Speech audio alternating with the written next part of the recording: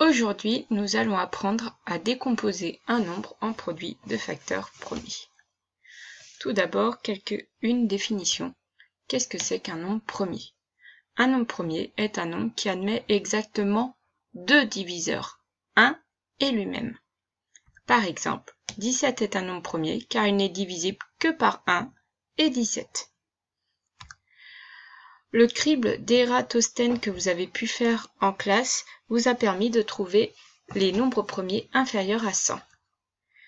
Ce sont 2, 3, 5, 7, 11, 13, 17, 19, 23, 29, 31, 37, 41, 43, 47, 53, 59, 61, 67, 71, 73, 79, 83, 89 et 97. Il faut les connaître par cœur, car ils vont nous servir pour la suite, pour décomposer un nombre en produits de facteurs premiers. Voici la méthode. Par exemple, pour décomposer 504 en un produit de facteurs premiers, on va chercher le plus petit nombre premier qui divise 504, d'où l'importance de connaître les nombres premiers inférieurs à 100. On va faire la division de 504 par ce nombre, et si le quotient obtenu est différent de 1, on va recommencer en prenant ce quotient à la place de 504, jusqu'à obtenir un quotient égal à 1. C'est peut-être un peu confus, on va faire l'exemple tout de suite. Donc, je cherche le plus petit diviseur premier qui divise 504. 504, c'est divisible par 2 parce que ça termine par 4. Donc, 504 divisé par 2, ça fait 252. Maintenant, je vais chercher le plus petit diviseur premier qui divise 252. 252, ça finit par 2, donc grâce à mes critères de divisibilité que j'ai vus lors de la vidéo précédente, je sais que c'est aussi divisible par 2.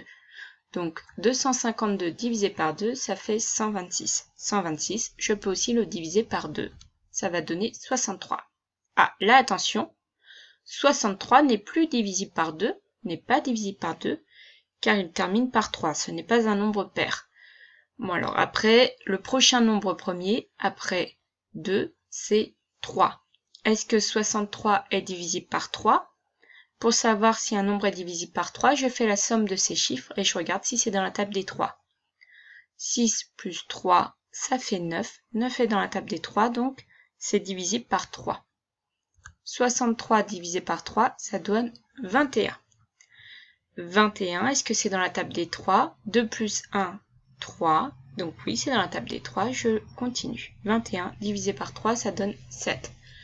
7, c'est un nombre premier. Donc forcément, il n'est divisible que par 1 et par lui-même.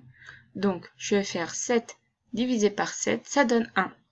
Là, j'ai obtenu 1, donc je m'arrête ici. Et donc j'ai 504 qui va être égal à 2 fois 2 fois 2 fois 3 fois 3 fois 7. En fait, tous les nombres par lesquels j'ai divisé, ce sont mes facteurs premiers. Voilà, on aurait pu également écrire 2 puissance 3 fois 3 au carré fois 7. Je m'arrête là, nous verrons ensemble les exercices en classe.